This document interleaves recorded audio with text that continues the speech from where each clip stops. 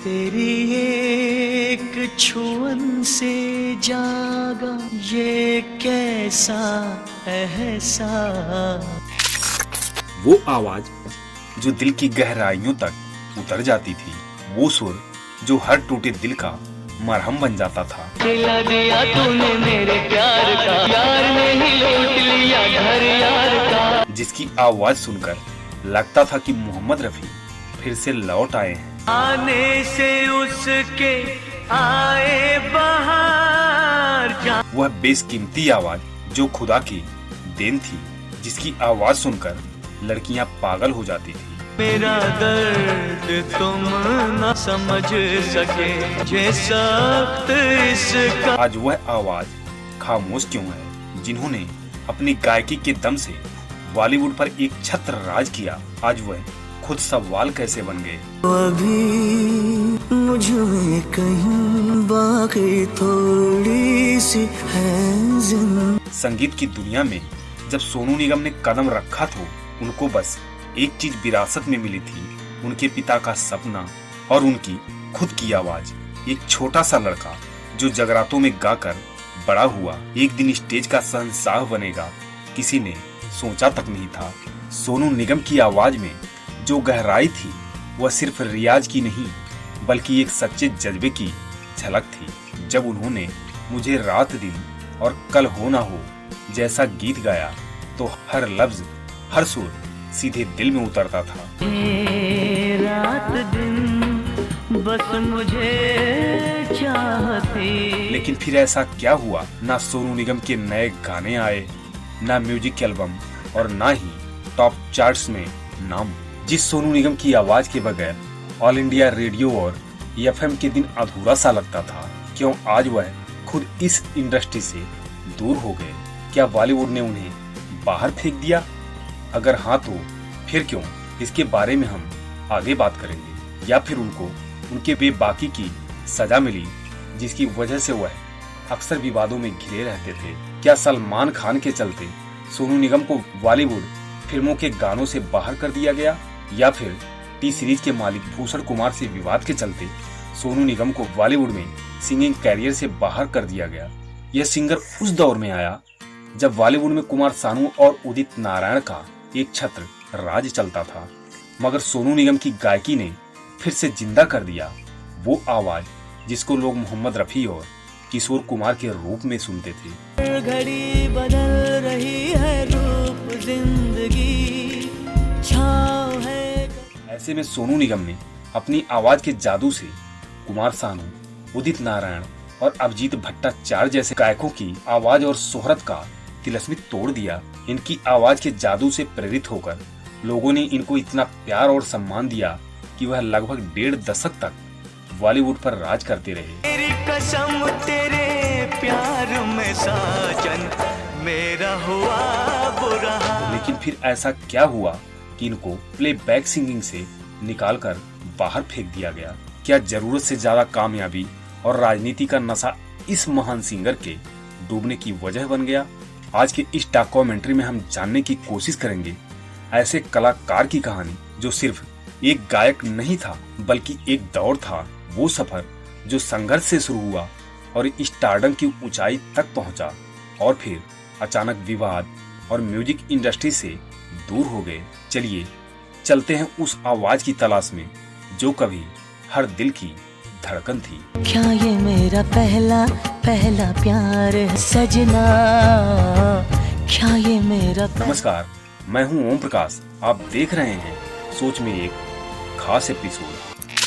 अपनी आवाज के दम पर लाखों लोगों के दिलों पर राज करने वाले सोनू निगम का जन्म 30 जुलाई 1973 को हरियाणा के फरीदाबाद में हुआ था। उनके पिता अगम कुमार निगम जो कि खुद एक गायक हैं और माता शोभा निगम एक गृहिणी हैं। अगम कुमार निगम उस दौरान शादियों और पार्टियों में गाना गाया करते थे।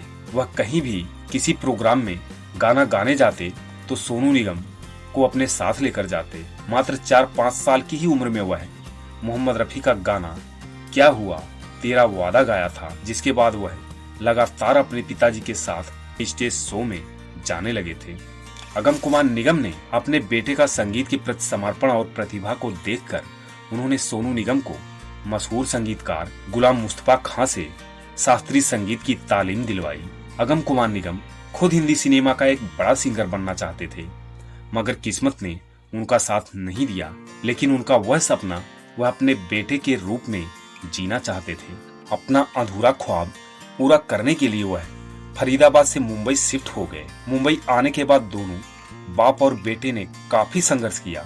दिन भर स्टूडियो का चक्कर लगाते, मगर निराशा ही हाथ लगती थी। काफी संघर्ष के बाद उनको टी सीरीज की एल्बम रफी की यादों में काम करने का मौका मिला। 1995 में उनको गुलशन कुमार जी ने पहला ब्रेक दिया अपनी फिल्म बेवफा सनम के गाने अच्छा सिला दिया तूने मेरे प्यार का, सिला दिया तूने मेरे प्यार का, यार ने ही लूट लिया घर यार, जो कि सुपर डुपर हिट रही। बेवफाई के इन गानों की सफलता के बाद सोनू निगम के लिए बॉलीवुड के दरवाजे खुल गए और इसी सक्सेस के जरिए इनको इसी साल पॉपुलर टीवी शो सारे गामा पा को होस्ट करने का मौका मिला। 90 के दशक में उनके 2 एल्बम किस्मत और दीवाना काफी लोकप्रिय हुए, लेकिन असली सफलता उनको फिल्म बॉर्डर का गाना संदेश से आते हैं से मिली। यह गाना इतना सफल हुआ कि आज भी लोग इस गाने को उसी अंदाज में सुनते हैं। जैसे आते हैं हमें तड़पाते हैं कुछ भी। इसके बाद शाहरुख खान अवनीत फिल्म परदेस आई, जिसमें सोनू निगम के गानों ने धमाल मचा दिया। ने उसके शहर को छोड़ा, उसकी गली में दिल को तोड़ा, फिर भी सीने में धड़कता है ये। और इन गानों की सफलता ने सोनू निगम को कामयाबी के रथ पर बैठा दिया। सोनू निगम अब तक पूरे भारत में मशहूर हो चुके थे। कुछ गीत लबों पे सजते हैं, कुछ साज दिलों में बजते हैं, जब तुम। अब वह फिल्मों के गानों के साथ साथ प्राइवेट एल्बम में भी काम कर रहे थे, जो कि बहुत सफल हुए। सोनू निगम की आवाज की दीवानगी ऐसी थी कि सोनू निगम के घर हजारों लड़कियों का लव लेटर आने लगा।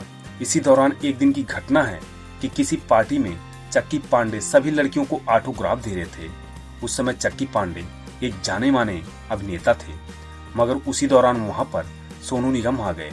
सोनू निगम को देखकर सारी की सारी लड़कियां चक्की पांडे को छोड़कर सोनू निगम से लिपट गईं और सोनू निगम को इतना किस किया कि उनका मुंह लाल हो गया। चक्की पांडे भी अचंभित हो गए, इस सिंगर की वैल्यू हमसे ज्यादा कैसे हो गई। अब सोनू निगम का जादू 7वें आसमान पर था। अब उनकी डिमांड कुमार सानू और उदित नारायण के बराबर थी।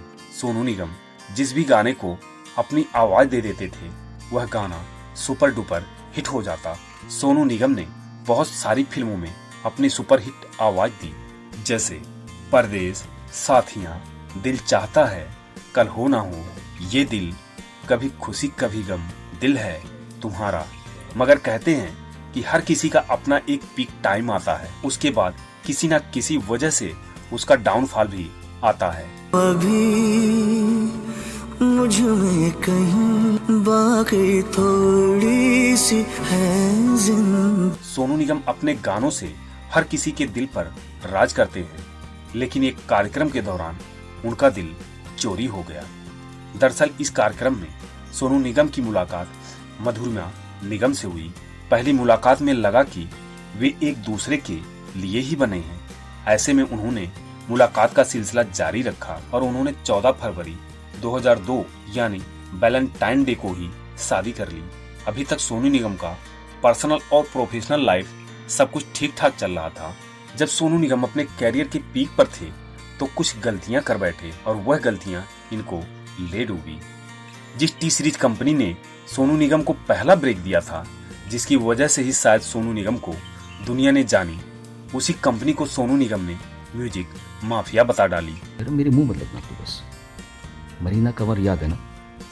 बात इतनी बढ़ी कि भूषण कुमार की पत्नी ने इनको एहसान फरामोश तक कह डाली, पूरी तरह से एहसान फरामोशों की दूसरी कंपनी में चले गए थे, जिसकी वजह से सोनू निगम को टी सीरीज की तरफ से काम मिलना ही बंद हो गया। अभी एक गलती हुई ही थी कि सोनू निगम दूसरी गलती कर बैठे, बॉलीवुड दबंग सलमान खान से पंगा लेकर। दरअसल सलमान खान की एक फिल्म का गाना सोनू निगम ने गाया था, लेकिन बाद में उस गाने में सोनू निगम की आवाज हटाकर सलमान खान की आवाज में डब किया गया। इस बात से सोनू निगम इतने नाराज थे कि उनका नाम लिए बगैर ही सलमान खान पर कई संगीन आरोप लगा डाले, जिसकी वजह से सोनू निगम सलमान खान की नजरों में चढ़ गए, जिसकी वजह से सोनू निगम को सलमान खान की फिल्मों में काम मिलना बंद हो गया। और इसके बाद इनका विवाद AR रहमान और हिमेश रेशमिया से हो गया। कहते हैं कि हिमेश रेशमिया जब अपना गाना गवाने के लिए सोनू निगम के पास पहुंचे तो उन्होंने यह कहकर इनकार कर दिया कि वह इतने चीप और बेकार गाने नहीं गाते, जिसके बाद हिमेश रेशमिया ने उनसे दूरी बना ली। इसके बाद भी सोनू निगम नहीं रुके। वह किसी इंटरव्यू के दौरान AR रहमान की म्यूजिक और गायकी को 10 में से 2 नंबर दिए, जिससे उनको दर्शकों से काफी भली बुरी सुननी पड़ी। और उसके बाद सोनू निगम एक और कंट्रोवर्सी में आ गए जब उन्होंने राधे माँ की तुलना काली माँ से कर डाली। और यह कंट्रोवर्सी अभी खत्म ही नहीं हुई थी कि उन्होंने मुस्लिम समुदाय के ऊपर भी बयान दे डाली। सोनू ने ट्विटर पर अजान से नींद टूटने की बात कहते हुए धार्मिक स्थलों में लाउड स्पीकरों के प्रयोग को गुंडागर्दी बताया। उन्होंने अपने ट्वीट्स में लिखा कि ईश्वर सबका भला करे, मैं मुस्लिम नहीं हूँ और मुझे सुबह अजान के चलते उठना पड़ता है। भारत में यह जबरन धार्मिकता कब खत्म होगी? बिकॉज मेरे घर में अजान की आवाज ही आती थी। और फिर कह दिया ये गुंडागर्दी है। मेरे लिए गुंडागर्दी ही है। इस बयान पर मुस्लिम समुदाय ने एक फतवा जारी कर बोला कि जो सोनू निगम का सर मुड़वा देगा उसको 10 लाख रुपए इनाम दिया जाएगा। ऐसा काम जो करवाएगा तो वैसा इंसान को मैं अपने तरफ से 10 लाख रुपया इनाम दूंगा। और इसके बाद सोनू निगम ने एक और बेतुका बयानबाजी की। बोला, काश मैं पाकिस्तानी सिंगर होता तो अच्छा होता। उन्होंने कहा कि सरकार यहाँ की सिंगर से टैक्स वसूलती है, जबकि पाकिस्तान की सिंगरों से कोई टैक्स नहीं लेती। वह यहाँ आते हैं, कमाते हैं और चले जाते हैं। कहते हैं सोनू निगम को जरूरत से ज्यादा राजनीति और बयानबाजी महंगी पड़ गई। सोनू निगम ने खुद ही अपने लिए कांटों भरा रास्ता चुन लिया था, जिसकी वजह से इनका कैरियर सब धीरे धीरे खत्म होता चला गया। लगभग 30 सालों तक बॉलीवुड पर राज और पद्मश्री सम्मान पाने वाले और कई फिल्म फेयर अवार्ड जीतने वाले इस महान सिंगर का हाल ऐसा होगा कि बॉलीवुड में उनको एक गाना तक मिलना बंद हो जाएगा। किसी ने कभी सोचा नहीं था। अब छुपाने को अपना कुछ ना रहा। सोनू निगम ने बतौर एक्टर भी फिल्मों में हाथ आजमाया, मगर वहां पर इनको दर्शकों ने पसंद ही नहीं किया और वहां से भी वह फेल हो गए। सोनू निगम ने अपनी बयानबाजी के चलते ही अपने सिंगिंग करियर को खत्म कर डाला, लेकिन फिर भी वह अपनी किसी भी बयानबाजी को गलत नहीं मानते। अपनी बयानबाजी के चलते वह बॉलीवुड म्यूजिक इंडस्ट्री से दूर होते गए और उनकी जगह अरिजीत जैसे नया कलाकारों ने ले ली। तेरा कर ना सकूं तो बंदगी, क्या बंदगी। अब हाल यह है कि सोनू निगम के पास काम के नाम पर कुछ भी नहीं है, केवल लाइव शो के अलावा। क्या सोनू निगम अपनी खोई हुई स्टारडम तक फिर से पहुंच पाएंगे? क्या उनको फिल्म में फिर से गाना गाने का मौका मिलेगा? कमेंट सेक्शन में जरूर बताएं। क्या लगता है कि सोनू निगम को बॉलीवुड से बाहर करने का क्या रीजन है? दोस्तों, आपको अगर वीडियो पसंद आई हो तो लाइक, शेयर और सब्सक्राइब जरूर करें, ताकि हम आपके सामने ऐसे ही और वीडियो लाते रहें। धन्यवाद। अभी मुझ में कहीं बाकी थोड़ी सी